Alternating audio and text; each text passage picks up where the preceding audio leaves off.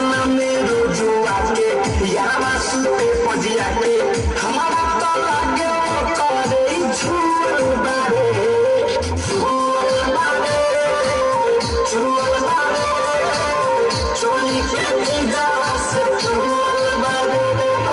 झूल बारे झूल बारे चोली के निगाह से झूल बारे